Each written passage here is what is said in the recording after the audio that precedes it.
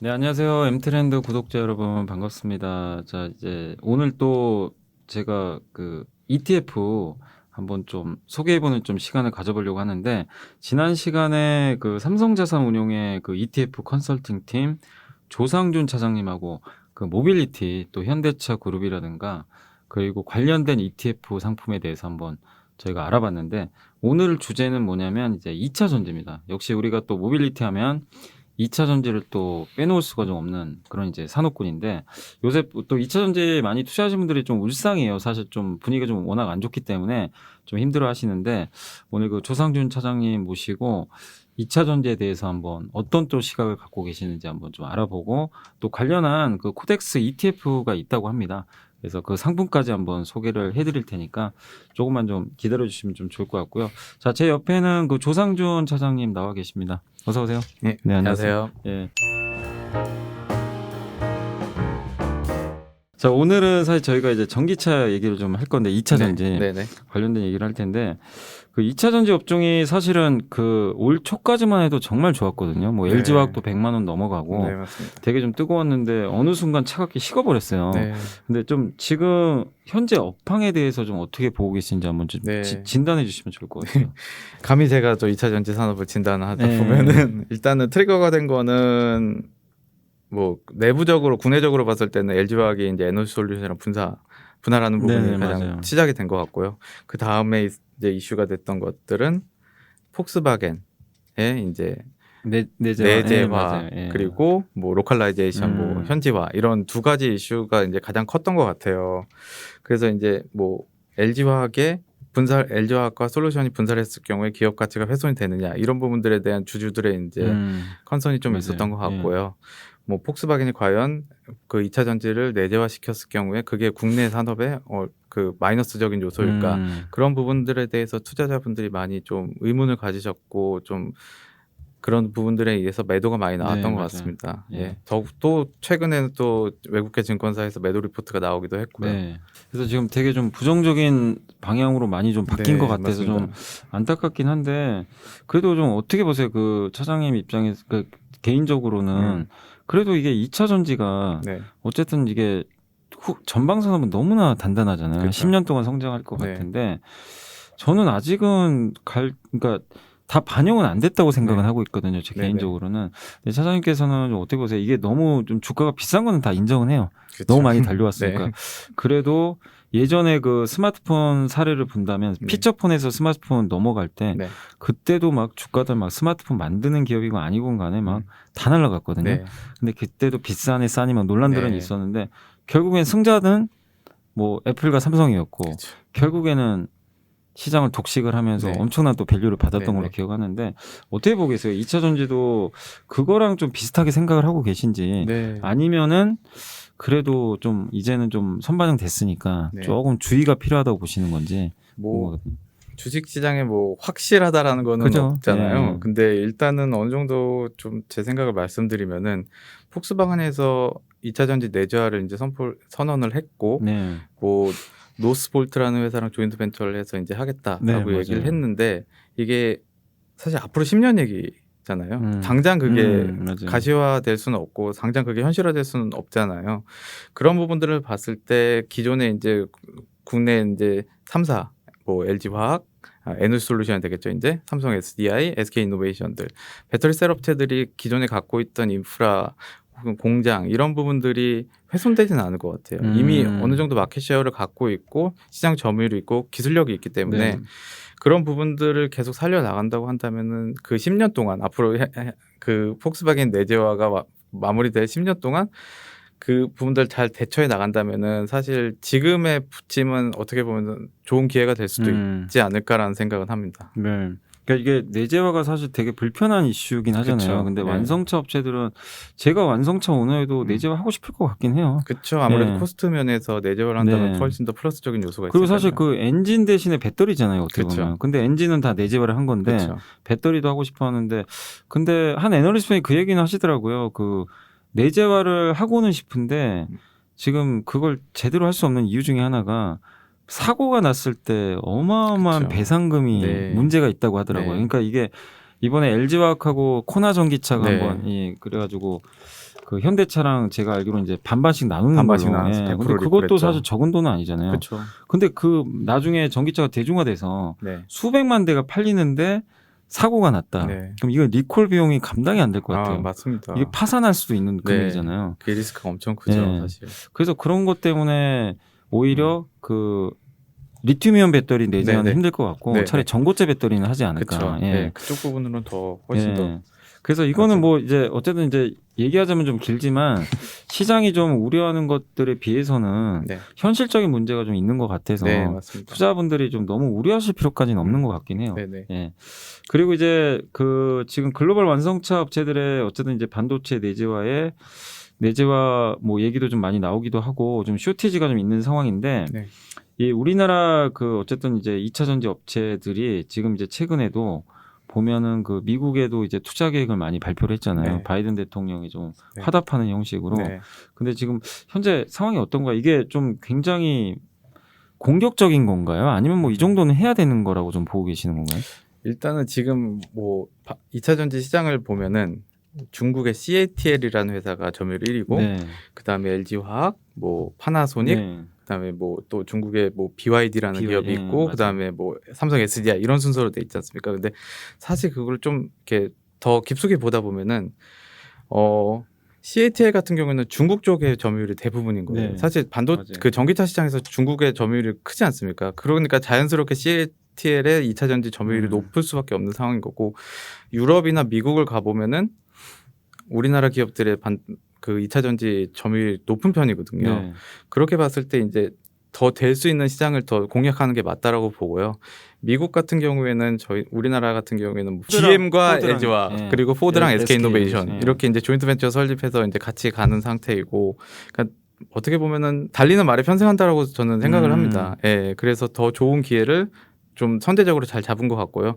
그런 기회로 인해서 우리나라 이제 배터리셀 기업들이 더 클 수 있는 좋은 기회고 아주 좋은 선택이라고 생각합니다. 예. 그래서 지금 그리고 특히 이제 미국 쪽에서 그러니까 미국은 제가 딱 보니까 네, 중국이 깃발 꽂을 수가 없는 나라잖아요. 맞죠. 요즘 분쟁도 예. 많고요. 그래서 CATL은 결국엔 이제 그들만의 네, 리그에서만 놀 것 같은데 이렇게 보면 오히려 좀 한국 업체한테는 좀 기회가 되지 않을까. 유럽은 모르겠는데 네, 미국만 놓고 봤을 때 좀 어떠세요? 일본의 파나소닉도 있지만 네, 아무리 생각해도 다른 업체가 떠오르진 않아요. 한국 그쵸. 3사 빼고는. 네. 그럼 파나소닉이 예. 점유율 높은 것도 이제 테슬라랑 조인트가 돼서 맞아요. 높은 거잖아요. 그 외에 다 이제 자동차 기업들을 봤을 때는 뭐 사실 뭐 2차 전지 관련된 특허만 봐도 국내 기업들이 뭐 압도적으로 많이 갖고 있기 때문에 맞아요. 뭐 CATL이 점유율이 높은 것도 저가형 배터리가 많이 공급돼서 점유율이 높은 거지 사실 뭐 고가형이라든지 좀 성능면으로 봤을 때 그 용량이라고 그랬죠. 그 용량 네, 부분은 맞아요. 우리나라가 네. 더 좋잖아요. 그런 부분을 봤을 때 미국 자동차 업체들이 뭐 사실 미국 자동차 업체들이 중요하게 생각하는 게 이게 땅덩어리가 워낙 넓다 맞아요. 보니까 예, 오래 가는 차들이 맞아요. 필요하잖아요. 그렇게 봤을 때는 국내 자동차 업체들의 기술력이 훨씬 더 매력적이고 자연스럽게 우리나라 기업을 찾을 수밖에 없는 기술력을 갖고 있다라고 볼 수 있습니다. 그 정말 중요한 말씀 해주신 것 같은 네. 게 중국도 그 LFP 방식으로 네, 해가지고 맞습니다. 되게 그건 근데 주행 거리가 짧은데 되게 네. 안전하다고는 제가 그쵸. 들었는데 네. 근데 중국은 그게 또 맞는 것 같고 그렇죠. 그다음에 유럽도 사실 그 나라별로 땅이 되게 좁잖아요. 네. 그래서 제가 알기로는 소형차가 많이 팔리는 네. 걸로 알기 네, 때문에 네. 거기도 사실은 뭐 배터리 어느 정도, 용량도 중요하겠지만 결국에는 그런 좀 원가도 중요한데 네. 저도 이제 그 미국이란 나라 생각해 봤을 때는 그 땅덩이 넓은 나라에서 네. 뭐 계속 뭐 배터리 갈아 끼울 수도 없고 뭐 충전하면 얼마나 네, 짜증나겠어요. 충전소를 계속 지을 수 네. 없는 거고요. 그러니까 그런 미국에 특화돼 있다는 측면에서 한국이 진짜 절대적으로 유리한 것 네. 같아요. 한국이 또 워낙 그 배터리 용량 면에서도 지금 가장 앞서 네. 나가는 지금 형국이니까 그렇게 보면 이제 미국 시장에서 결국 우리나라 그 3사만의 좀 다툼이 되지 않을까 네. 그런 좀 행복한 생각도 해보긴 하는데 근데 제가 예전에 기억하기로는 그래도 그 ETF를 하시니까 이제 보시니까 옛날에는 그 그러니까 ETF가 아니라 2차 전지 기업들이 되게 많았던 걸로 기억을 하거든요. 네. 근데 이제 글로벌 2차 전지 뭐 ETF 같은 것도 있잖아요. 네. 근데 우리나라 3사랑 그다음에 일본의 파나소닉 그다음에 그 중국의 아까 BYD나 CATL 이거 말고는 특별히 없는 건가요? 이 경쟁자들? 사실 크게? 경쟁자들이 이제 있긴 아, 있는데 있어요? 있긴 있지만 아무래도 진입 장벽이 높다 보니까 산업 예, 자체가 예. 새로운 기업들이 들어와서 파일을 가져가기가 쉽지 않은 상태고요. 예. 뭐 그런 부분으로 봤을 때 이제 과거에 이제 뭐 국내 배터리 3사가 거의 뭐 20조가 넘는 과거 3년 동안 20조가 넘는 돈을 투자를 해서 이제 역량을 축적을 해놓은 부분들이 있기 때문에 네. 신규 플레이어가 들어온다고 한들 그 파일을 가져가기는 쉽지 않은 상황인 것 같습니다. 네, 맞습니다. 이게 어쨌든 지금 그러니까 경쟁 강도가 강화된다 뭐 일부 얘기도 좀 나오기도 네. 하지만 현실적으로 봤을 때는 이것도 사실은 장치 산업이니까 네. 돈도 정말 많이 들어가는 것 네. 같고 LG 에너지 솔루션이 사실 그 떨어져 나가는 것도 이제 설비 투자에 대한 좀 부담감 네, 때문에 맞습니다. 하려는 걸로 좀 알고 있기 때문에 그런 걸 보면은 결국 지금 아까 말씀드린 그 구도 자체는 네. 크게 변하진 않겠네요. 네, 크게 변하진 않을 것으로 보고 있습니다. 예. 아무튼 한번 이제 2차 전지에 대해서 한번 좀 간략하게 우리가 좀 일단 좀 알아봤고 다음으로는 2차 전지 한번 이제 ETF 상품 한번 좀 소개해 주시면 좀 좋을 것 같은데 네. 이 2차 전지도 많은 분들이 제가 알기로는 그 미국에 제일 유명한 게 그 뭐죠? 그 LIT인가요? 네. LIT가 이제 거기에 지금 가장 네. 관련된 그 회사 그 ETF로 좀 굉장히 유명한 걸로 좀 알고 있는데 네. 우리 한국에도 좀 이런 ETF 그 BBIG ETF가 나온 건 아는데 그쵸. 그거 말고 또 어떤 ETF가 있는지 한번 네. 소개해 주시면 좋을 것 같아요. BBIG가 나오기 전에 이제 코덱스에는 2차 전지 산업이라는 2차 전지 산업에 예. 투자하는 ETF가 있었습니다. 예, 뭐 지금 현재 규모도 한 1.3조 정도 되는 1.3조. 약 1.4조 정도 되는 규모로 이제 운용이 되고 있고요. 그 관련 기업들이 성과가 좋았기 네, 때문에 맞습니다. 최근 3개월 제외하고는 좀 좋은 성과를 보여주고 네. 있었고요. 편입돼 있는 종목들 같은 경우에는 배터리 3사들은 다 포함되어 있습니다. 네. SK 이노베이션, LG 화학 플러스 삼성 SDI까지 다 들어와 있고요. 네. 큰 비중으로 들어와 있고 뭐 포스코 케미칼이든지 에코프로 뭐 이런 LNF라는 이제 뭐 소재 기업들까지 다 들어와 있기 때문에 2차 전지 전체적인 밸류 체인에 투자하실 수 있는 ETF라고 할 수 있을 것 같아요. 그래서 2차 전지 산업과 관련 요거 하나인가요? 이 2차 전지에 관련된 거는? 사실 이제 뭐 또 다른 이제 에너지 화학이라는 코덱스 에너지 화학이라는 ETF가 있는데요. 예. 여기는 사실 뭐 LG 화학, SK 이노베이션 이런 종목들 다 비싸게 들어가 있긴 합니다. 근데 조금 더 그 뭐 석유 산업이라든지 정유 산업까지 포함되어 있는 뭐 태양광까지 들어가 있기 때문에 사실 2차 전지 산업도 어떻게 보면은 에너지 화학의 한 분야지 않습니까? 예. 그 조금 더 포괄적으로 투자하시고 싶으신 분들께는 에너지 화학을 보시는 것도 좋을 것 같아요. 그럼 거기 에너지 화학에는 어쨌든 예. 그 2차 전지 밸류 체인은 안 들어가 있는 건가요? 뭐 예를 들면 양극재라든가 그런 부분들도 포함이 돼 있고요. 포함이 돼 있긴 하지만 그래서 좀 더 포괄적인 부분에서 비중이. 에너지 화학이 들어가 있다라고 볼 수 있을 것 같습니다. 그러면 이제 코덱스 2차 전지 산업은 그 거의 집중적으로 그냥 2차 전지 밸류 체인만 맞습니다. 구성이 된 거죠. 그럼 거기에는 그 어쨌든 셋업체도 있지만 뭐 양극재, 음극재, 뭐 동박부터 해가지고 뭐 장비 회사까지 다 있는 건가요? 전체적인 밸류 체인 다 들어가 있다라고 보실 수 있을 것 같습니다. 그리고 근데 거기 보면 어쨌든 이런 ETF를 구성을 하실 때 그 기업들마다 이게 좀 비중들이 들어가 있잖아요. 근데 그런 것들은 그 기업의 주가가 움직일 때 이렇게 바로바로 반영을 하는 건가요? 네, 뭐 일단은 뭐 ETF 종류마다 좀 반영은 다르게 되는데요. 뭐 유동시가총액으로 보통 반영하는 게 대부분이고요. 뭐 동일 비중으로 투자되는 ETF도 있긴 합니다. 뭐 저희 코덱스 팡플러스라는 경우에는 뭐 미국 빅테크 기업들 10개 종목을 이제 동일 비중으로 10%씩 투자하는 거 있고요. 대부분의 이제 특정한 테마라든지 이런 게 살아있는 ETF 같은 경우에는 유동시가총액 방식으로 인해서 주가가 오르면 조금 더 비중이 늘어나고 주가가 내려가면은 조금 더 비중이 줄어들고 이런 식으로 좀 유동성 있게 운용이 되고 있습니다. 그러면 이게 LG화학이 이제 분할을 하잖아요. 그런 경우에는 어떻게 돼요? 그러니까 에너지 솔루션을 신규로 넣어버리나요? 아니면 LG화학도 그대로 존재를 하는 건가요? 그거는 이제 지수 사업자랑 이제 협의를 통해서 이제 정해지는데요. 뭐 당연히 이제 뭐 그때 이제 협의 결과에 따라서 달라질 수 있겠지만은 뭐 그 기업의 뭐 주요 이제 매출이라든지 주요 뭐 비즈니스가 음. 2차 전지와 맞다면은 2차 전지의 산업 ETF에 산업이 편입이 됐다. 되고 그 정기 변경이 연 2회에 있습니다. 6월, 12월에 있기 음. 때문에 그 기간 혹은 뭐 특별 변경을 통해서라도 편입을 할 수 있어 해서 운영할 수 있습니다. 왜냐하면 이제 LG 에너지 솔루션이 뭐 시총 60조에서 100조 얘기가 네. 왔다 갔다 하니까 네. 그러면은 이 안에서도 비중이 이제 확 늘어날 가능성이 그럴 높으니까 가능성이 높죠. 예. 좀 뭔가 좀 변동성이 좀 있을 것 같아가지고 네. 궁금해서 한번 좀 네. 문의를 해봤습니다. 자, 오늘 그 코덱스 2차 전지 산업 한번 좀 알아보고 있는데요. 그 개인적으로 어쨌든 이제 만약에 그 이제 차장님이 좀 그 투자를 하신다면 네. 그 이게 ETF가 사실 종류가 되게 네, 많잖아요. 맞습니다. 좀 어떻게 보세요? 그러니까 지수형도 있고 네. 이런 이제 저번에 우리가 뭐 모빌리티도 한번 해보고 네. 2차 전지 산업도 했는데 이런 산업별로 그러니까 마치 우리가 주식 분산 투자하는 것처럼 네. 그렇게 투자하시는 걸 좀 선호하는 편이신지 아니면 나는 그래도 하나가 좋다. 네. 좀 약간 집중 투자형을 좀 네. 선호하시는지 그게 좀 궁금하거든요. 저 개인적인 투자 성향 같은 경우에는 네. 약간 뭐 일반적으로 말하는 코어 앤 세틀라이트 전략이라고 하잖아요. 그러니까 네. 뭐 크게 큰 비중으로 지수, 뭐 코스피 200이라든지 뭐 S&P 500이라든지 그런 부분에다 한 50% 정도 비중을 가져가고 나머지 50% 정도를 조금 그때그때 맞는 시황에 따라서 조금 바꿔가면서 투자를 하는 부분을 좀 선호합니다. 사실 이제 제가 개별 종목만 투자를 한다고 한다면은 그 종목 선정하는데 상당히 어려움이 있었을 것 같아요. 네. 뭐 맞아요. 사실 뭐 산업은 볼 수 있겠지만 사실 그 종목 그 산업 안에서 어떤 종목이 되게 주도주가 될지 대장주가 될지 좀 결정하기가 어렵잖아요. 그런 부분을 좀 상세해 줄 수 있는 게 그 특정 섹터에 투자할 수 있는 ETF를 투자를 하시게 되면은 전체적인 산업에 투자할 수 있기 때문에 좀 더 종목 선택의 어려움을 좀 완화시켜 줄 수 있는 좋은 효과가 있는 것 같습니다. 네, 그거 되게 좀 괜찮은 방식인 것 네. 같아요. 그러니까 뭐 20%씩 뭐 코덱스 200 아니면 코덱스 뭐 아까 자동차 네. 이렇게 분산하는 것도 좋지만 네. 진짜 내가 지수형을 난 좋아하면은 진짜 거기에 70%를 넣어놓고 네. 나머지 이제 그 약간 위성 뭐 도시 네. 방식으로 해가지고 네. 조금씩 넣어놓고 네.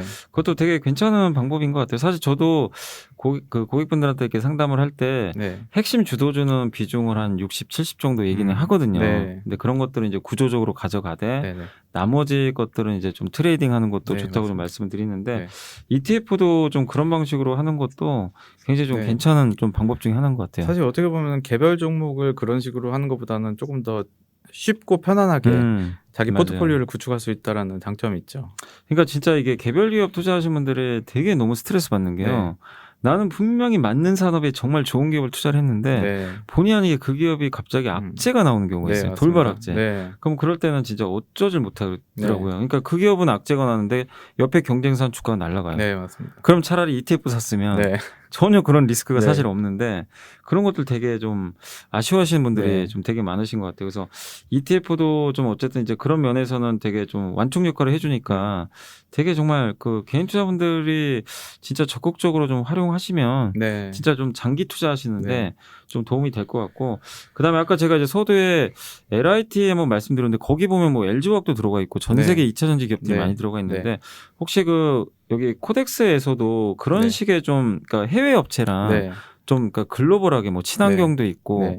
뭐 글로벌 반도체 기업도 되게 네. 많잖아요. 그런 걸 네. 좀 섞어서 하실 계획은 없어요? 물론 있고요. 예. 글로벌 미래차 뭐 글로벌 뭐 다양한 테마로 저희도 상품을 준비하고 있고 시의적절하게 상품을 시장에 공급해 드리기 위해서 많이 리서치를 하고 있습니다. 그래서 그 국내 투자에 이제 국한되지 않고 뭐 해외 투자도 같이 상품을 준비하고 있으니까요. 뭐 언제든지라기보다는 이제 적절한 시점에 저희가 상품을 항상 공급하기 위해서 많은 노력을 하고 있습니다. 근데 오늘 이제 2차 전지 한번 또 산업 그 코덱스 그 ETF까지 한번 좀 저희가 알아봤는데 저희가 ETF 시장 정말 많이 커지고 있고 요즘에 제가 서점 가면서도 한 번씩 보면서 느끼는 게 예전보다 책도 진짜 많이 네. 늘어났어요. 그리고 진짜 어떤 분들은 ETF 공부하려고 진짜 그 자산운용사 그 홈페이지 진짜 들어가서 네. 다 훑으시는 분들도 되게 많이 있으시더라고요. 네, 사실 가장 정확한 정보를 얻는 거는 그 회사 그 ETF를 운영하는 회사 홈페이지를 들어가셔서 정보를 취득하시는 게 가장 정확하다고 할 수 있고요. 네. 뭐 가장 최신자 자료들이 뭐 매일매일 뭐 PDF라고 그래서 그 ETF가 투자하고 맞아요. 있는 종목들을 매일매일 공시를 하고 있기 때문에 내가 뭐 특정 ETF를 샀을 경우에 내가 거기에 어떤 종목들이 들어있지 궁금하시면 언제든지 들어오셔서 맞아요. 확인하실 수 있으니까요. 뭐 비중까지 나오고 있으니까요. 그런 부분들 꼭 홈페이지 꼭 방문하셔서 확인하시고 투자하시는 게 더 좋다라고 생각합니다. 꼭 그 삼성자산운용 네. 홈페이지에 꼭 들어가셔가지고 ETF 공부해 보시면 좋을 것 같습니다. 거기가 교과서라고 그냥 보시면 될 것 네, 같아요. 뭐 예. 특정 ETF에 대한 설명뿐만 아니라 음. ETF를 투자하시면서 뭐 주의하셔야 될 부분, 뭐 혹은 또 활용하실 수 있는 방식, 뭐 이런 것들도 다양하게 준비되어 네. 있으니까요. 꼭 방문해 주시기 바랍니다. 네, 저도 오늘 집에 가서 공부 꼭 하겠습니다. 감사합니다. 감사합니다. 자, 오늘 이제 삼성자산운용의 ETF 컨설팅팀 조상준 차장님 한번 모시고 좀 뭐 짧았지만 그래도 좀 심도 있게 2차 전지 그리고 ETF에 대해서 한번 얘기를 해봤고요. 다음에 정말 그 ETF 새로운 거, 그러니까 한국과 미국이나 뭐 유럽의 주요 기업들이 섞어놓은 그런 ETF가 한번 출시되면 꼭 와주신다고 하셨으니까 그때 다시 한번 좀 모시고 또 저희가 한번 방송을 해드리도록 하겠습니다. 자, 엠트렌드 구독자 여러분, 오늘 좀 영상이 좀 ETF 투자에 도움이 되셨으면 좀 좋겠고요. 항상 저희 그 채널 시청해 주셔서 너무 감사드리고 구독, 좋아요, 알림 설정까지 좀 부탁드리겠습니다. 저는 다음 시간에 또 뵙도록 하겠습니다. 감사합니다. 감사합니다.